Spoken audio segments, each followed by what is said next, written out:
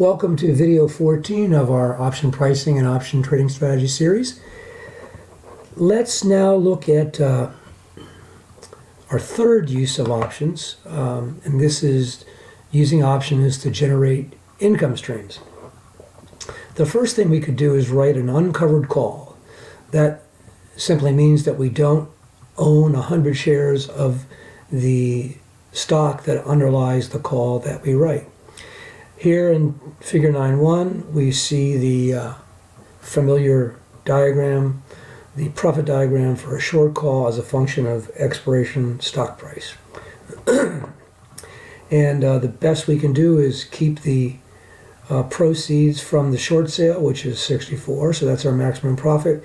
And we can see here that we have an unlimited potential loss. Okay, note that in this diagram, the stock price of 40 is what is shown on the vertical axis. Okay. Second thing we can do is we can write a put in order to generate income. And in this case, we're writing the put for $61. So the best we can do is get to keep that $61. And of course, if the stock price falls significantly and moves against us, we can suffer a large loss. Here again, note that the $40 stock price expiration is what appears right there, and therefore this shows our loss at that point. If this were 0, the loss, of course, would be a lower amount, and that would be limited. In other words, while with a short call position we have the possibility of an infinite potential loss, with a short put position we don't, because this part of the profit diagram will eventually run into the vertical axis and stock price can't go below 0. Okay, well, a third thing that we can do to generate income using options is known as writing a covered call. Sometimes it's referred to as a buy write.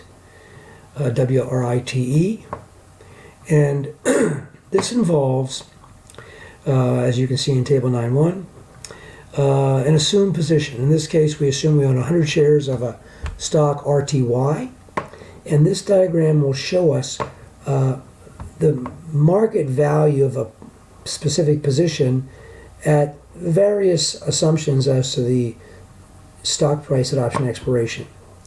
So again, we have 100 shares of RTY. We're short. We assume a May 80 RTY call.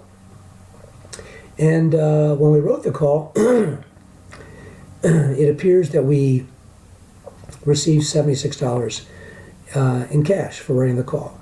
There may have been other assets in our account at the time we did this. However, we're ignoring those at the moment and just focusing on the assets in the account, the positions in the account that relate to this specific example. So we may have thought that the stock price, which is assumed to initially be $77 a share, was going to perhaps rise, but not rise above $80 a share before option expiration of the May calls. And so if we don't think the stock price is going to go above 80, then it would be rational to write a May 80 call. And so here we have 100 shares of RTY. We can write one May 80 RTY call.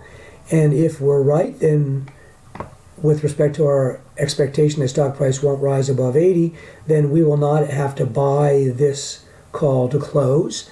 And we also won't lose out on any share price appreciation, as you will shortly see in this example. Okay, so the reason we write the 80 strike call is because we don't think stock price is going to go above 80.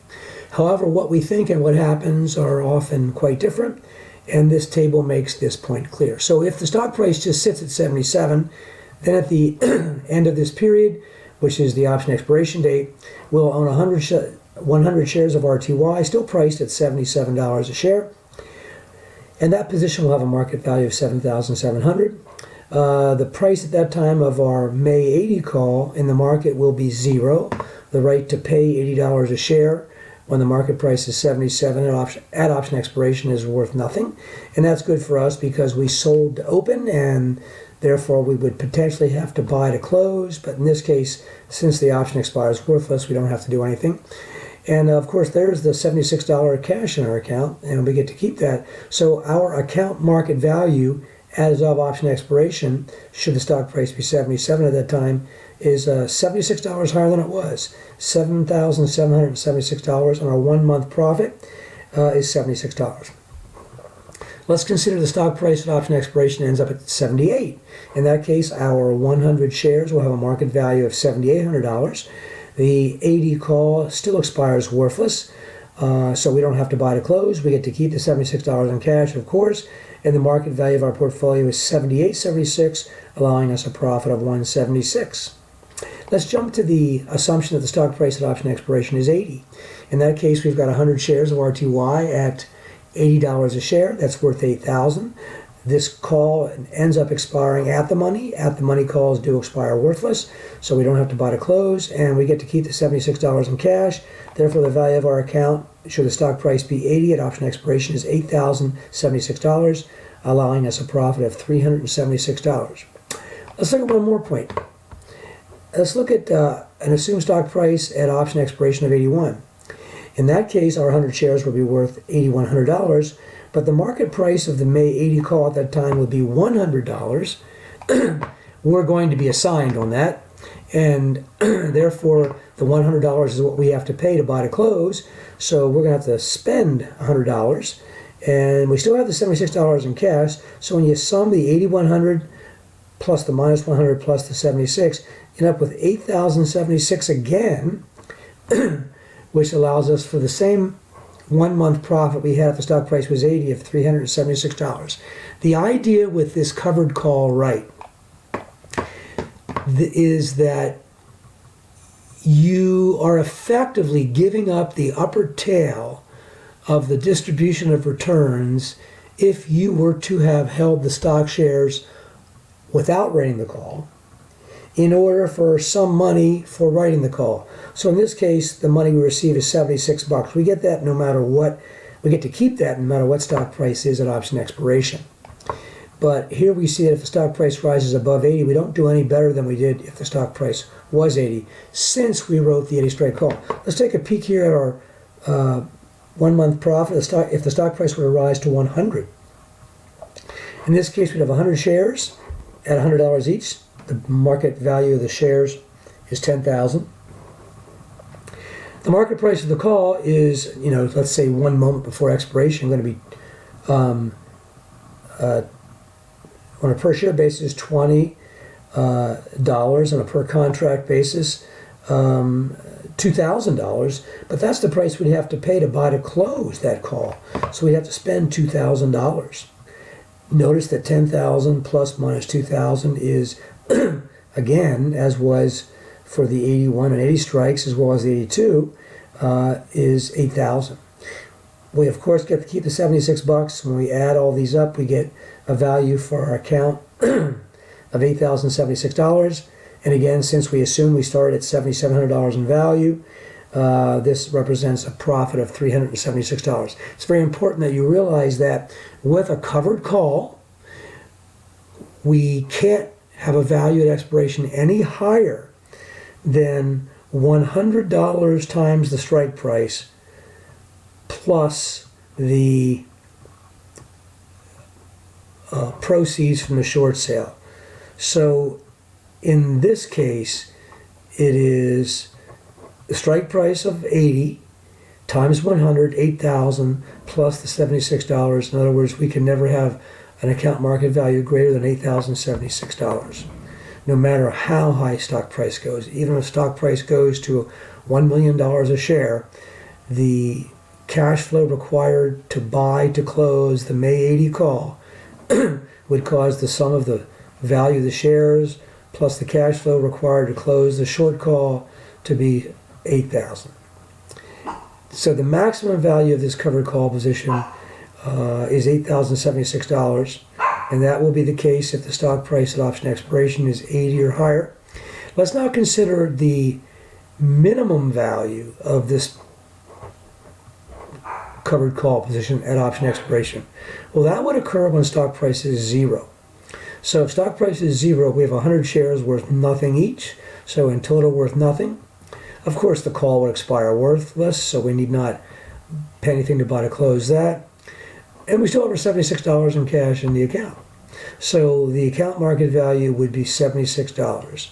So just looking at the portion of the account that relates to this covered call that we've set up here, we can see that the minimum value of our account would be $76, which is the proceeds from the short sale, and the maximum value of the account would be the strike price times 100, here 80 times 100 or 8,000, plus the $76 credit we received when we wrote the option. So 8,076. Again, the minimum value of a covered call is the proceeds from the short sale. The maximum value of a covered call position as of option expiration is the strike price times 100 plus the proceeds from the short sale. And there we have a covered call. Now, just an observation, there is a position known as a covered put. And a covered put would be comprised of a short position of 100 shares. Here you see short 100 RTY. In this case, if we don't think stock price is going to go below 75, a short May 75 RTY put, and then a certain amount of cash in the account. And here is the chart for you to peruse. And this is analogous to what we saw earlier with our covered call example. Now, there also exists something known as a cash covered put. A cash covered put. And a cash covered put is very different than the covered put here. A cash covered put exists whenever your broker allows you to write a put option in your brokerage account if you have sufficient cash in your account so that if you were assigned on the short put, that you would have the cash you need to honor your obligation. And if you're short a put, you have to think through your obligation as follows. If you're short a put, the person that owns the put has a right to sell. If you're assigned, you have then an obligation to buy 100 shares at the contractual price, that is at the strike price. So the worst case scenario from your perspective, as well as from the perspective of your broker, who is at risk if you don't honor your obligation, is that you will have to pay the strike price of the put per share times 100 shares. So if you have that put strike price, say $75, multiplied by 100 for the multiplier for the contract, or $7,500 in your account, your broker may allow you to simply write a 75 strike put. And in this case, just writing the put, not having any short position in stock or any long position in stock or anything else, is known as a cash covered put. You should realize that when you write a covered call, your broker is at risk should you not be able to honor your obligation.